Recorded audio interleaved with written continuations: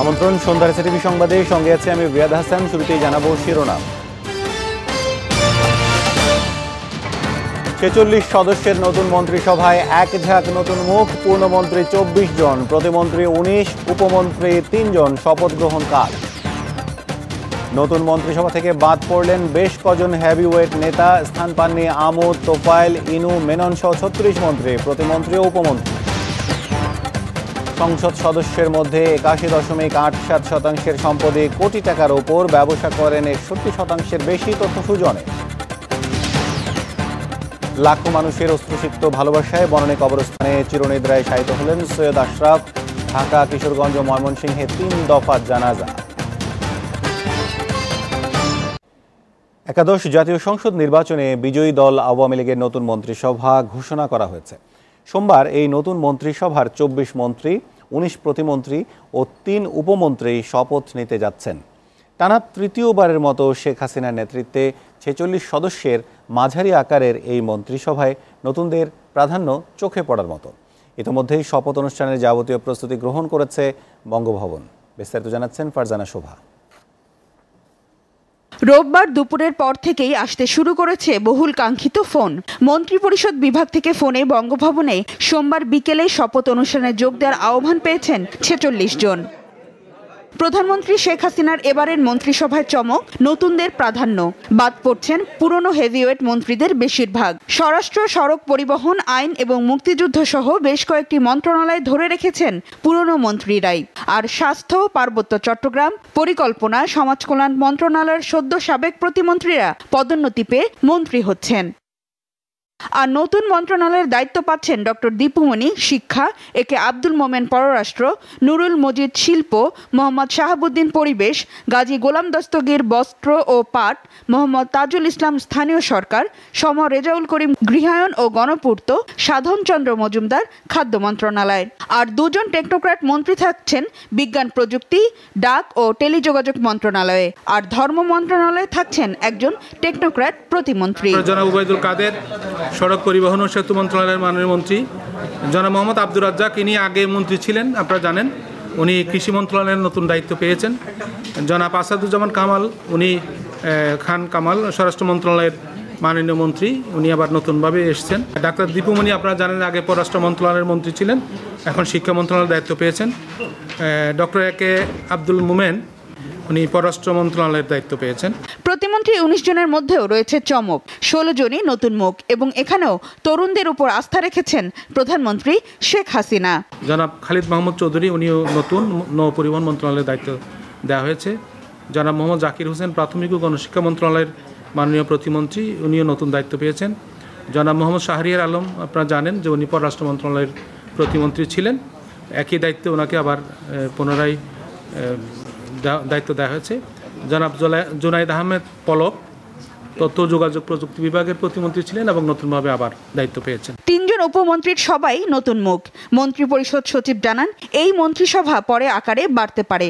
আর প্রধানমন্ত্রী নিজের অধীনে রেখেছেন 5টি মন্ত্রণালয়। মন্ত্রিপরিষদ বিভাগ, জনপ্রশাসন মন্ত্রণালয়, প্রতিরক্ষা মন্ত্রণালয়, সশস্ত্র বাহিনী বিভাগ, বিদ্যুৎ, জ্বালানি ও খনিজ সম্পদ মন্ত্রণালয়, মহিলা ও শিশু বিষয়ক মন্ত্রণালয়, এই কয়েকটা মন্ত্রণালয় মাননীয় প্রধানমন্ত্রীর সাথে, এখানে যারা প্রতিমন্ত্রী আছেন ওনারা মাননীয় প্রধানমন্ত্রীর সাথে কাজ করবেন, বাকিরা পূর্ণমন্ত্রী হিসেবে কাজ করবেন।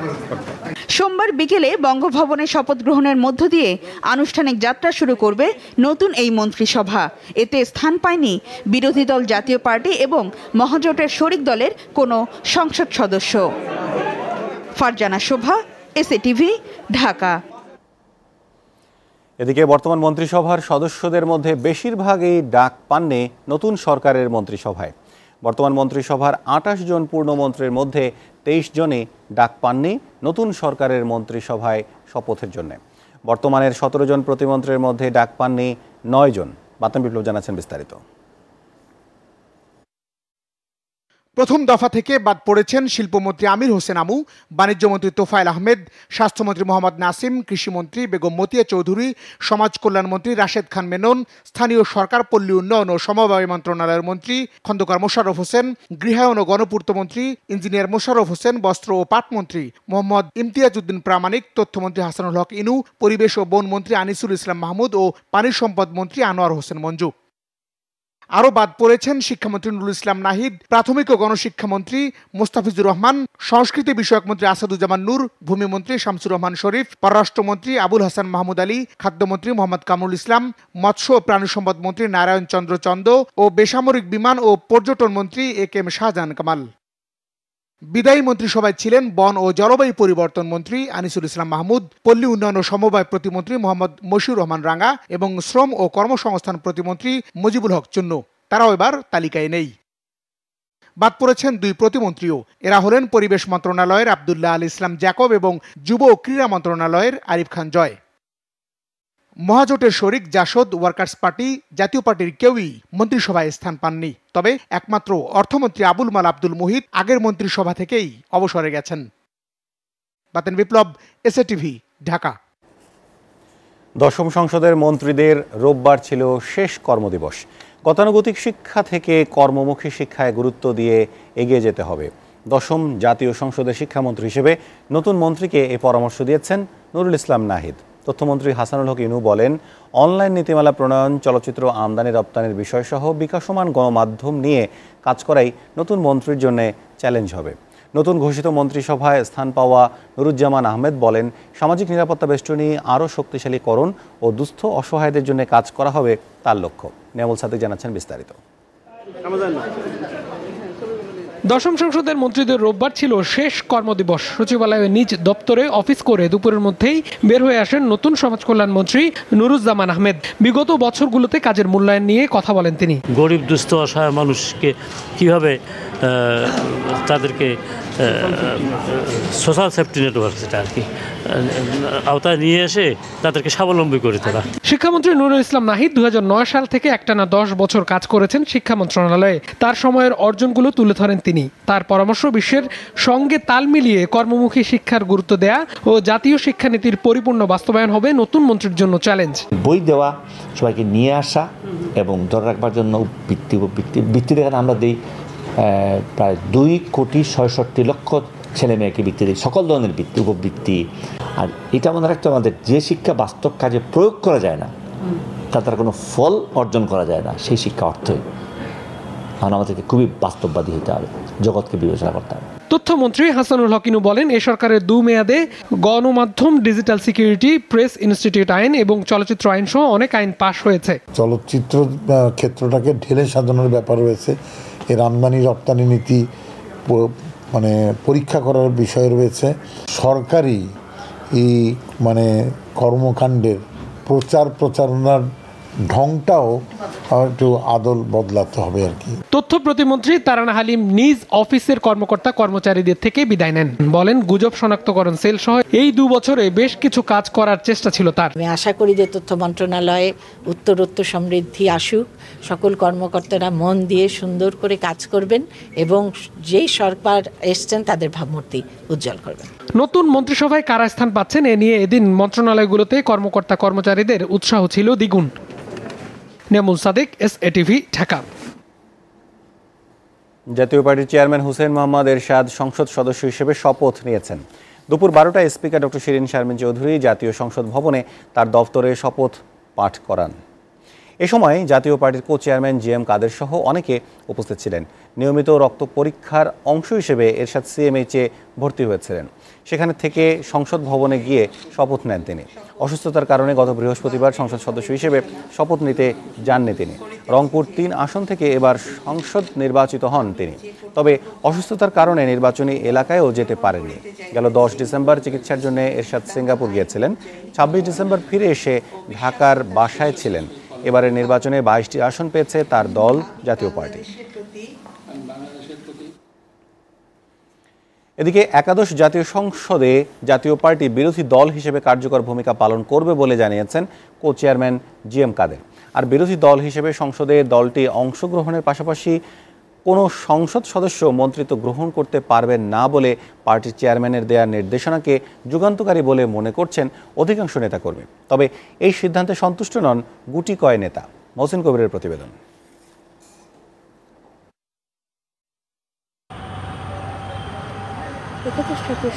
এবারের জাতীয় সংসদ নির্বাচনে মহাজোটের নিরঙ্কুশ বিজয় আর জাতীয় ঐক্যফ্রন্টের ভরাডুবির পাশাপাশি সংসদে না যাওয়ার সিদ্ধান্ত নেয় তারা।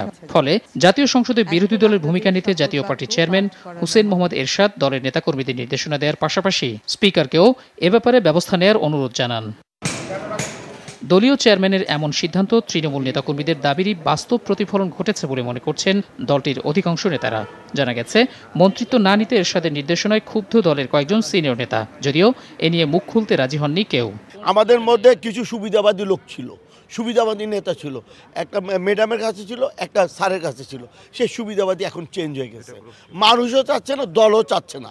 সেক্ষেত্রে দুই গ্রুপ আর না, এখন একটা গ্রুপে আছে হুসেন মোহাম্মদ এরশাদের নেতৃত্বে। স্যারকে যে সিদ্ধান্ত নিয়েছে সঠিক সময়ে সঠিক সিদ্ধান্ত, এবং আমাদের জাতীয় পার্টিকে আরও সুন্দর সুসংগঠিত করবে।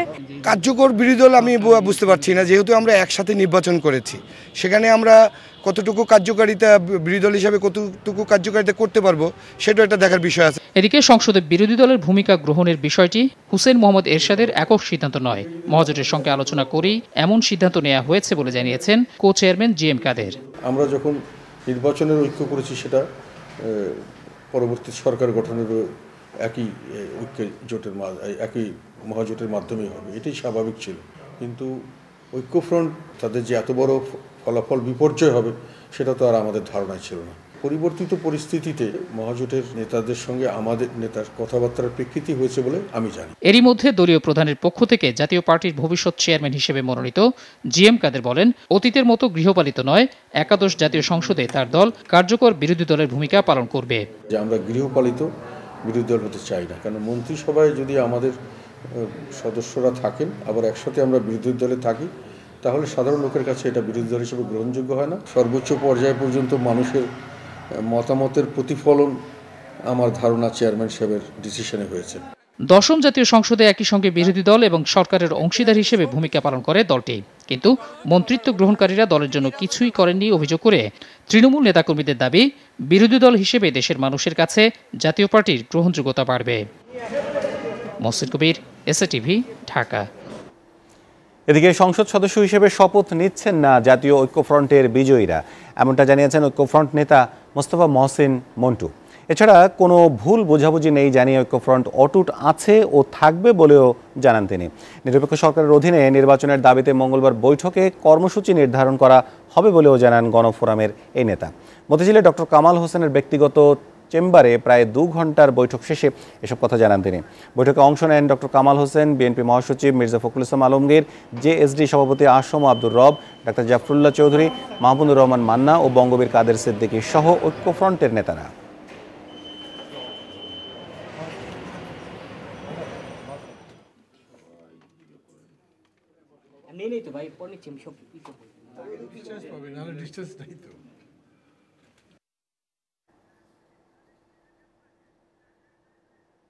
জাতীয় সংসদে বিরোধী দল না থাকলেও জনগণের রাজপথে লড়াই করবে বলে মন্তব্য করেছেন সিপিবির সভাপতি মুজাহিদুল ইসলাম সেলিম। সকালে রাজধানীর পল্টনে মুক্তিভবনে সিপিবির কার্যালয়ে নোয়াখালীর সুবর্ণচরে নারী নির্যাতনের ঘটনায় মূল পরিকল্পনাকারী ও আসামিদের শাস্তির দাবি জানাতে সংবাদ সম্মেলনের আয়োজন করা হয়। সংবাদ সম্মেলনে মুজাহিদুল ইসলাম সেলিম বলেন, খালি মাঠ তৈরি করে গোল দিয়ে সরকার গঠন করা হচ্ছে। জাতীয় সংসদে নির্বাচিত সংসদ সদস্যদের মধ্যে 81.87% সম্পদ কোটি টাকার উপর, 61.7% পেশা ব্যবসা আর 80.87% শিক্ষাগত যোগ্যতা স্নাতক ও স্নাতকোত্তর। বর্তমানে 21 জনের বিরুদ্ধে মামলা চলছে। ঢাকা রিপোর্টার্স ইউনিটিতে একাদশ জাতীয় সংসদ নির্বাচনে জয়ীদের তথ্য উপস্থাপন বিষয়ে সংবাদ সম্মেলনে এসব তথ্য দেয় সুশাসনের জন্য নাগরিক সুজন। এ সময় ভোটের দিন বেশ কিছু অনিয়মের অভিযোগ পেয়েছে বলে জানিয়েছেন সুজন সম্পাদক বদিউল আলম মজুমদার। তাইফুর রহমান তুহিনের প্রতিবেদন। একাদশ জাতীয় সংসদ নির্বাচনে বিজয়ীদের তথ্য উপস্থাপন, নির্বাচনের পরিবেশ ও বর্তমানে করণীয় বিষয় নিয়ে এই সংবাদ সম্মেলনের আয়োজন করে সুজন। এতে লিখিত বক্তব্য পড়ে শোনান সুজনের কেন্দ্রীয় সমন্বয়কারী দিলীপ কুমার সরকার। এ সময় বিজয়ীদের সম্পদ, শিক্ষাগত যোগ্যতা, মামলা সহ বিভিন্ন তথ্য জানান তিনি। বিদ্যালয়ের গণ্ডি না পেরোনো এরকম 22.85 ভাগ প্রতিদ্বন্দ্বিতা করে নির্বাচিত হয়েছেন 6.71 ভাগ। পেশার ক্ষেত্রে আমরা অতীতের মতোই দেখেছি যে এক্ষেত্রেও ব্যবসায়ীদের প্রাধান্য, এখানে 61.17%, তাদের মধ্যে ইলেক্টেড হয়েছেন 61.07%।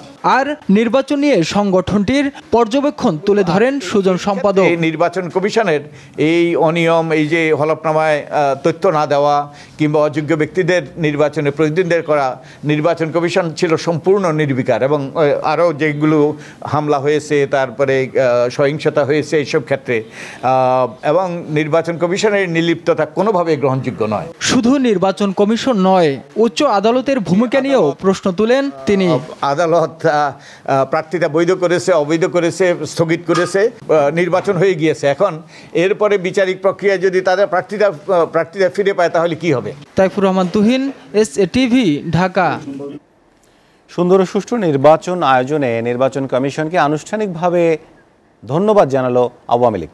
ক্ষমতাসীনদের একটি প্রতিনিধি দল প্রধান নির্বাচন কমিশনার সহ কমিশন সদস্যদের সঙ্গে দেখা করে ধন্যবাদ জানান। পরে প্রতিনিধি দলের প্রধান HT ইমাম জানান, এবারের নির্বাচনে যে শৃঙ্খলা বোধ ও সমন্বয় হয়েছে তা অতীতে কখনোই হয়নি। এই ধারা ধরে রেখে আসন্ন উপজেলা পরিষদ সহ অন্য নির্বাচন সুন্দর ও গ্রহণযোগ্য করার আহ্বানও জানান তিনি। বিস্তারিত আঞ্জাম খালেকের প্রতিবেদনে। সুষ্ঠু, সুন্দর ও গ্রহণযোগ্য নির্বাচন আয়োজনে প্রধান নির্বাচন কমিশনার সহ সব সদস্যকে ধন্যবাদ জানাতে নির্বাচন কমিশনে যায় আওয়ামী লীগের একটি প্রতিনিধি দল। দলটির নেতৃত্ব দেন প্রধানমন্ত্রী শেখ হাসিনার রাজনৈতিক উপদেষ্টা HT ইমাম। এ সময় উপস্থিত ছিলেন দলের ডক্টর মশিউর রহমান, ডক্টর হাসান মাহমুদ, আখতারুজ্জামান, রিয়াজুল কবির কাউসার সহ অনেকে। পরে সাংবাদিকদের মুখোমুখি হন HT ইমাম। জানান, নির্বাচন কমিশনের চাহিদা অনুযায়ী সরকার সাংবিধানিক দায়িত্বের মধ্যে সব ধরনের সহযোগিতা করেছে। এবারকার মতো এত সুন্দর সমন্বয় আর কখনো হয়নি। এইটি আমাদের সবচেয়ে গর্বের বিষয়।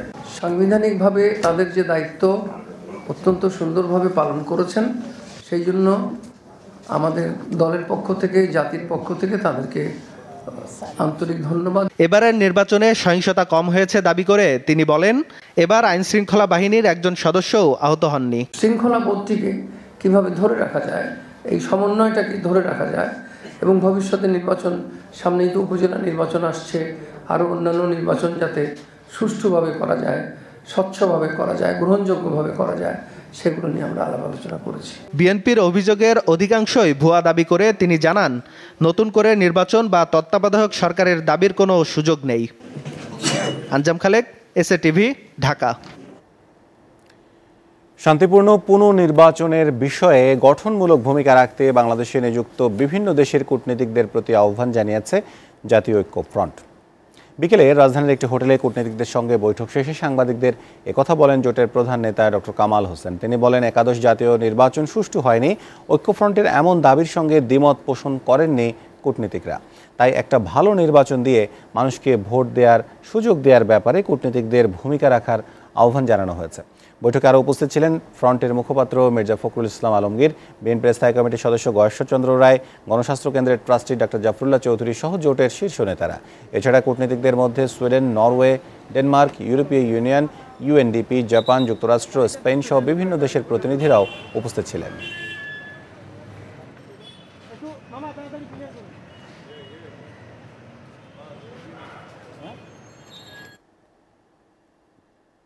সর্বসাধারণের অশ্রুসিক্ত ভালোবাসায় বনানী কবরস্থানে চিরশায়িত হলেন আওয়ামী লীগের সাবেক সাধারণ সম্পাদক, দলের সভাপতি মণ্ডলের সদস্য ও জনপ্রশাসন মন্ত্রী সৈয়দ আশরাফুল ইসলাম। জাতীয় চার নেতার অন্যতম বাবা সৈয়দ নজরুল ইসলামের পাশেই দাফন করা হয় রাজনীতিতে সৎ আর নির্লোভ ব্যক্তিত্ব সৈয়দ আশরাফুল ইসলামকে। এর আগে সকালে জাতীয় সংসদ ভবনের দক্ষিণ প্লাজায় তার জানাজা অনুষ্ঠিত হয়। জানাজার পর তাকে রাষ্ট্রীয়ভাবে গার্ড অব অনারও দেয়া হয়। তার জানাজায় অংশ নেন রাষ্ট্রপতি আব্দুল হামিদ। সৈয়দ আশরাফকে ফুল দিয়ে শ্রদ্ধা জানিয়েছেন প্রধানমন্ত্রী শেখ হাসিনাও। মাহমুদ সোহেলের প্রতিবেদন।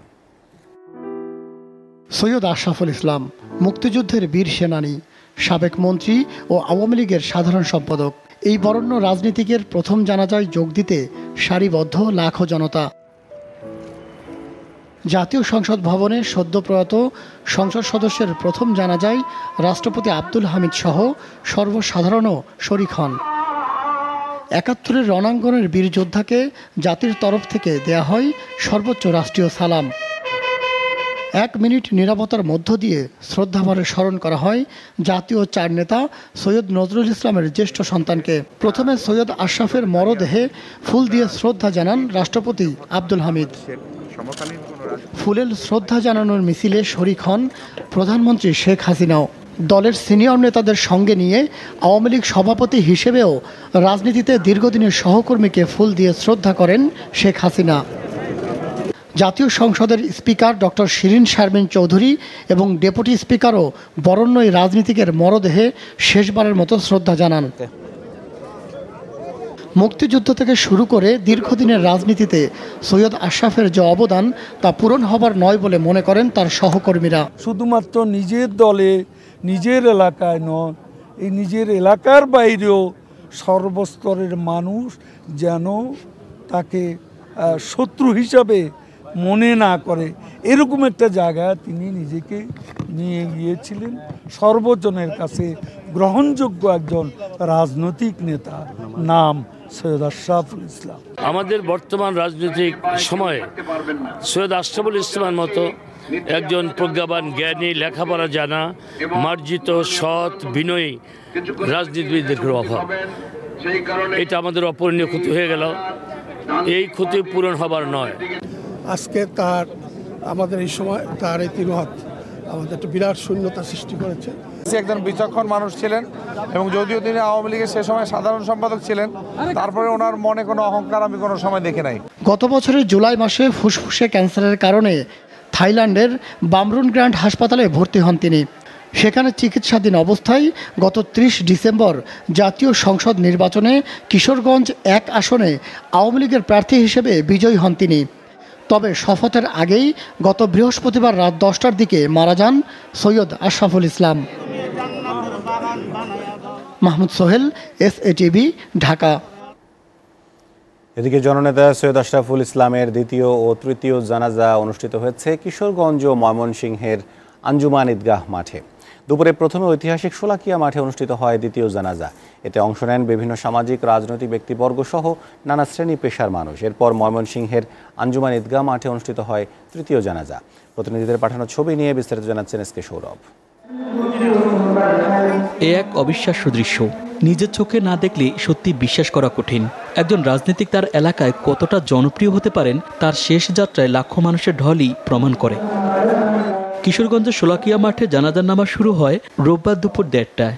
নামাজে ইমামতি করেন শহরের পাগলা মসজিদের খতিব মাওলানা খলিলুর রহমান। এ সময় আওয়ামী লীগের যুগ্ম সাধারণ সম্পাদক মাহবুবুল আলম হানিফ, মহিবুল হাসান চৌধুরী নওফেল, কিশোরগঞ্জ 6 আসনের MP নাজমুল হাসান পাপন, কিশোরগঞ্জ 5 আসনের MP M আফজাল হোসেন, কিশোরগঞ্জ 4 আসনের MP রেজওয়ান আহমেদ তৌফিক সহ পরিবারের সদস্যরা উপস্থিত ছিলেন। আমি রংপুর থেকে আলছি, এখানে জানাজা পড়ি আমি আমার নেতার আত্মার মাগফিরাত করছি।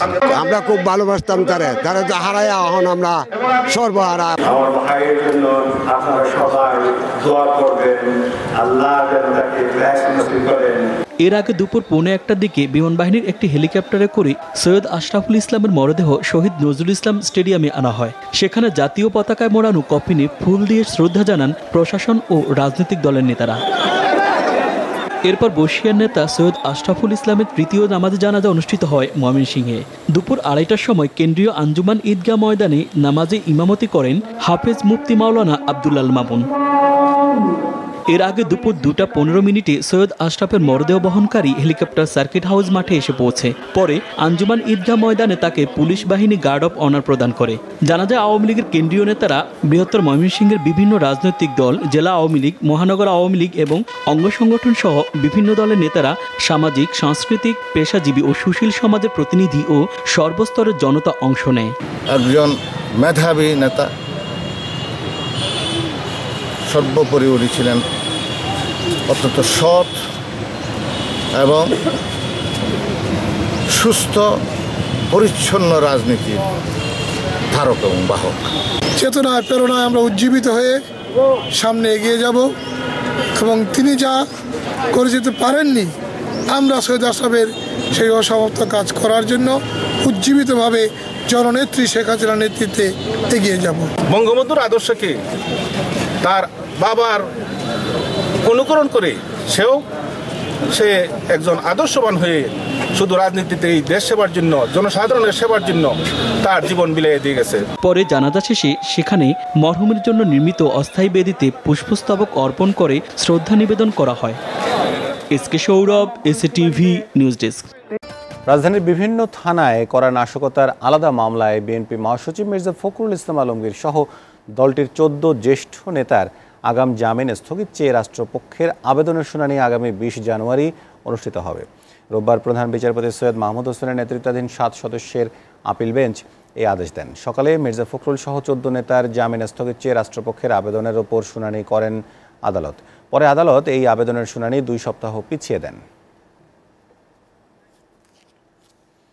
এদিকে দুর্নীতি দমন কমিশনের দুদকের মামলায় সাবেক মন্ত্রী ব্যারিস্টার নাজমুল হুদাকে কারাগারে পাঠানোর নির্দেশ দিয়েছে আদালত। সকালে নাজমুল হুদা আত্মসমর্পণ করে জামিন আবেদন করলে ঢাকা বিশেষ জজ আদালত 2-এর বিচারক HM রুহুল ইমরান আবেদন নামঞ্জুর করে কারাগারে পাঠানোর আদেশ দেন। আক্তার হোসেন লিমিটেড নামের একটি ঠিকাদারের প্রতিষ্ঠানের ব্যবস্থাপনা পরিচালক মীর জাহির হোসেনের কাছ থেকে 2,40,00,000 টাকা ঘুষ নেওয়ার অভিযোগে 2007 সালের 21 মার্চ দুদক নাজমুল হুদা ও তার স্ত্রীর বিরুদ্ধে ধানমন্ডি থানায় মামলা করে। এ মামলায় জাতীয় সংসদ ভবন সংলগ্ন এমপি হোস্টেলে স্থাপিত বিশেষ জজ আদালত ওই বছরের 27 আগস্ট এক রায়ে নাজমুল হুদাকে 7 বছর ও সিগমা হুদাকে 3 বছরের কারাদণ্ড দেয়।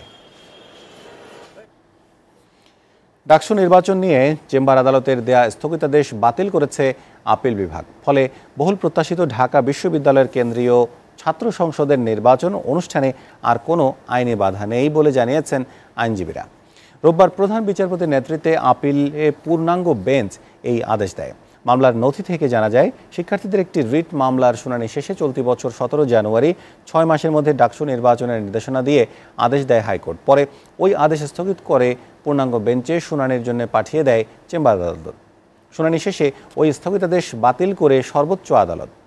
এবছর 15 মার্চের মধ্যে নির্বাচন অনুষ্ঠানের প্রস্তুতি রয়েছে বলে জানিয়েছে ঢাকা বিশ্ববিদ্যালয় কর্তৃপক্ষ। আজকে এই মামলাটি পূর্ণাঙ্গ বেঞ্চে শুনানি হয়েছে। পূর্ণাঙ্গ বেঞ্চে শুনানি হওয়ার প্রেক্ষিতে আদালত চেম্বার জাজের যে স্টে অর্ডার ছিল সেটিকে বাতিল করেছেন এবং এই মামলাটার পরবর্তী শুনানি অ্যাডজন করেছেন 30 মার্চ পর্যন্ত। অর্থাৎ বর্তমানে ডাকসু নির্বাচনের জন্য সকল প্রতিবন্ধকতা দূর হলো। বিশ্ববিদ্যালয় কর্তৃপক্ষ যে সিদ্ধান্ত আছে 15 মার্চের মধ্যে নির্বাচন এবং ভোটার লিস্ট হয়ে গেছে, সেই নির্বাচন করতে আর কোনো বাধা থাকলো না। নোয়াখালীর সুবর্ণচরে গৃহবধূ গণধর্ষণের ঘটনায় আটক 7 আসামির প্রত্যেককে 5 দিন করে রিমান্ড দিয়েছে আদালত। দুপুরে নোয়াখালী 2 নম্বর আমলি আদালতের বিজ্ঞ বিচারক নবনীতা গুহ এ আদেশ দেন। মামলার তদন্তকারী কর্মকর্তা জানান, পুলিশ আটক আসামিদের 7 দিনের রিমান্ডের আবেদন করলে আদালত প্রত্যেকের 5 দিন করে রিমান্ড মঞ্জুর করেন। এদিকে সকালে এ মামলার এজাহারভুক্ত 9 নম্বর আসামি সালাউদ্দিনকে ফেনী থেকে আটক করে জেলা গোয়েন্দা পুলিশ। এ ঘটনায় এ পর্যন্ত মোট 8 জনকে আটক করা হয়েছে। যে 7 জনকে আমরা বিজ্ঞ আদালতে সোপর্দ করছি, সেই 7 জনের ভিতরে আমাদের আবেদনের প্রেক্ষিতে আমি 7 দিনের রিমান্ডের আবেদন দিছি রিমান্ড মঞ্জুরের জন্য। 7 দিনের ভিতরে বিজ্ঞ আদালত 5 দিন পুলিশি জিজ্ঞাসাবাদের জন্য রিমান্ড মঞ্জুর করছেন। তাপমাত্রার পারদ ক্রমেই নিচে নামতে থাকায় দিনাজপুরে বাড়ছে শীতের প্রকোপ, বইছে মৃদু থেকে মাঝারি শৈত্যপ্রবাহ। ফলে বিপাকে পড়েছে নিম্ন আয়ের খেটে খাওয়া মানুষ। সেই সাথে বাড়ছে শীতজনিত নানা রোগের প্রকোপও। এতে বেশি কষ্ট পাচ্ছে শিশু ও বৃদ্ধরা। পাশাপাশি অতিরিক্ত শীতে বোরো ধানের চারা কোল্ড ইনজুরিতে ক্ষতিগ্রস্ত হচ্ছে। দিনাজপুর প্রতিনিধি খাদেমুল ইসলামের প্রতিবেদন, জানাচ্ছেন এম এ নাসের। ভোটের ভৈরবী আবহে শীতের অনুভূতি সবাই সাময়িক ভুলে থাকলেও এখন তীব্র শীতে জবুথবু হয়ে পড়েছে দিনাজপুরের জীবনযাত্রা। ভোরের কুয়াশাভেদী সূর্যের অপেক্ষায় থাকলেও সূর্যের দেখা পেতে অপেক্ষা করতে হচ্ছে সকাল 10টা থেকে 11টা পর্যন্ত। কনকনে শীতের সাথে ঝরছে শিশির বিন্দু, এতে কাঁপন ধরছে শরীরে। খুব জরুরি না হলে কেউ ঘরের বাইরে আসছেন না, ফলে ব্যাহত হচ্ছে স্বাভাবিক জীবনযাত্রা। শুধু শিশু ও বৃদ্ধরাই নয়, শীতে কাহিল এখন সব বয়সের মানুষই। হিমালয়ের কাছের এই জেলায় তাপমাত্রা কমার পাশাপাশি বইছে কনকনে হিমেল হাওয়া, যা শীতের তীব্রতার মাত্রা আরো বাড়িয়ে দিচ্ছে। কর্মজীবী শীতার্তরা জানালেন তাদের দুর্ভোগের কথা। একটু আগুন পোয়াচ্ছি, আবার একটু ভাড়া মারিয়া হঠাৎ করে ভাড়া মারিয়া আসিয়া আবার আগুন পোয়াচ্ছি, এভাবে খুব কষ্ট। আমরা তো গাড়ি চালা যায় না, কি করবো, কাজ করে খাইতেই হবে, উপায় নেই আমাদের, আমরা যে গরিব মানুষ। এদিকে শীতজনিত রোগের প্রকোপ বেড়ে যাওয়ায় হাসপাতালে বেড়ে গেছে শিশু ও বৃদ্ধ রোগীর সংখ্যা। বাচ্চার সমস্যা, নিউমোনিয়া হয়েছিল, বৃহস্পতিবারে ভর্তি হয়েছি। চিকিৎসকরা জানালেন ঠান্ডাজনিত কারণে শিশুদের সর্দি, কাশি, ডায়রিয়া, নিউমোনিয়া সহ শ্বাসকষ্ট বেড়ে গেছে। নিউমোনিয়া রোগীদেরকে গরম রাখা দরকার, সেটা রাখতে পারতেছে না। ডায়রিয়া রোগীদের বারবার পায়খানা করতেছে, কাপড় নষ্ট করতেছে, কাপড় শুকাতে পারতেছে না, আরও ঠান্ডা লাগতেছে।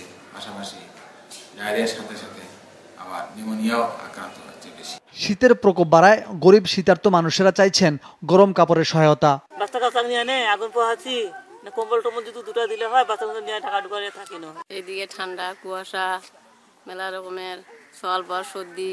আবহাওয়া কর্মকর্তারা জানিয়েছেন সর্বনিম্ন তাপমাত্রা এখন 5 থেকে 6 ডিগ্রিতে নেমে এসেছে। চলতি মাসের মাঝামাঝি শীতের তীব্রতা আরও বাড়বে। SATV news desk.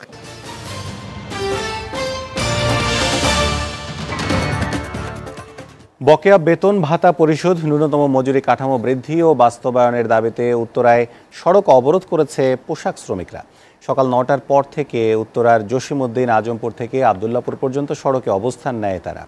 উত্তরা থেকে আবদুল্লাপুর সড়কের দুপাশ বন্ধ থাকায় কোনো যানবাহন চলেনি, এমনকি ফায়ার সার্ভিস, পুলিশ সহ কোনো গাড়ি চলাচল করতে দেওয়াও হচ্ছে না। গুরুত্বপূর্ণ সড়কের দুই দিকে বন্ধ থাকায় সৃষ্টি হয়েছে দীর্ঘ যানজট। গাজীপুরগামী বাসগুলো কুড়িল বিশ্ব রোড ও রেডিসন মোড় থেকে ঘুরে যাচ্ছে। এছাড়াও অবরুদ্ধ সড়কগুলোতে সবাইকে পায়ে হেঁটে চলাচল করতে হচ্ছে। পুলিশ বলছে বেতন ভাতা পরিশোধের দাবিতে শ্রমিকরা সড়কে অবস্থান নিয়েছে। সকাল থেকে তারা বিক্ষোভ করেছে, তবে পরিস্থিতি সামাল দেওয়ার চেষ্টা করছে পুলিশ। উন্নত পদ্ধতিতে বাণিজ্যিকভাবে লতি কচুর আবাদ শুরু হয়েছে সাতক্ষীরা জেলায়। খরচ কম ও ঝুঁকিমুক্ত এ লতি কচুর আবাদ কৃষকদের মাঝে ভালো সাড়া জাগিয়েছে। অন্যান্য সবজির পাশাপাশি লতি কচুর চাষ করে লাভবান হচ্ছেন চাষিরা।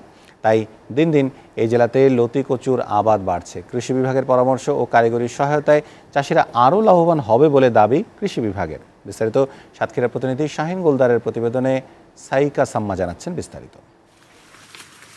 সাতক্ষীরার মাটি ও আবহাওয়া লতিকচু চাষের জন্য বেশ উপযোগী, তাই এবছর লতিকচুর বাম্পার ফলনের আশা করছেন চাষিরা। অল্প পুঁজিতে ভালো মুনাফা হওয়ায় জেলায় লতিকচু চাষে আগ্রহ বাড়ছে কৃষকদের। ফলে লতিকচু চাষ করে স্বাবলম্বী হওয়ার দৃষ্টান্তও স্থাপন করেছেন অনেকে। জেলায় মোট 55 হেক্টর জমিতে লতিকচুর চাষ হয়, যার মধ্যে কেবল তালা উপজেলাতেই হয় 15 হেক্টর। অন্যান্য সবজির পাশাপাশি লতিকচুর চাষ করে লাভবান হওয়ায় খুশি চাষিরা। 7 বছর ধরে 1 বিঘা জমি চাষ করি, আর এই জমিতে চাষ করে আমি ব্যাপক লাভবান। এতে ধানের চেয়ে অনেক পট্টা বেশি। 7টা থেকে 1টা পর্যন্ত কাজ করি, 250 টাকা করে মজুরি দেয়। এইভাবে সংসারটা ভালোভাবে চলে আমার আর কি। স্থানীয় চাহিদা মিটিয়ে দেশের বিভিন্ন জেলায় যাচ্ছে সাতক্ষীরার লতিকচু, জানালেন চাষিরা। এই ফসল 18 মাইল বাজারে বেচাকেনা করি পাইকারি আড়তে, ওখান থেকে ঢাকা, খুলনা যায়। এখন আমি এই ব্যবসা নিয়ে খুব ভালো আছি, এর পরে আমার সংসার চলছে। এ জেলার মাটি ও আবহাওয়া লতিকচু চাষের উপযোগী হওয়ায় কৃষি বিভাগ চাষিদের বাণিজ্যিকভাবে লতিকচু চাষে উদ্বুদ্ধ করছে। এখানে কৃষকরা সবসময় উচ্চমূল্যের ফসলের মধ্যে লতিকচুকে তারা বেশ একটা ভূমিকার ভিতরে রাখে, এবং আমরা চাই লতিকচু এমন একটি সবজি যে সবজিতে কৃষকের সাতক্ষীরা জেলা এবং বিশেষত তালা উপজেলা সবসময় লতিকচু চাষের চাষিদের আমরা প্রযুক্তি পরামর্শ দিয়ে আসছি। লতিকচুর চাষে ব্যাংক ঋণের সহযোগিতা পেলে এই অঞ্চলের কৃষি অর্থনীতি বদলানোর আশা ব্যবসায়ীদের। SATV news desk. এই ছিল সন্ধ্যার এসএটিভি সংবাদে। এসএটিভি সবচেয়ে সংবাদ জানতে ভিজিট করুন www.srtv.tv তে। সঙ্গে থাকার জন্য ধন্যবাদ সবাইকে। এরপর থাকছে মাঠে ময়দানে দেখার আমন্ত্রণ।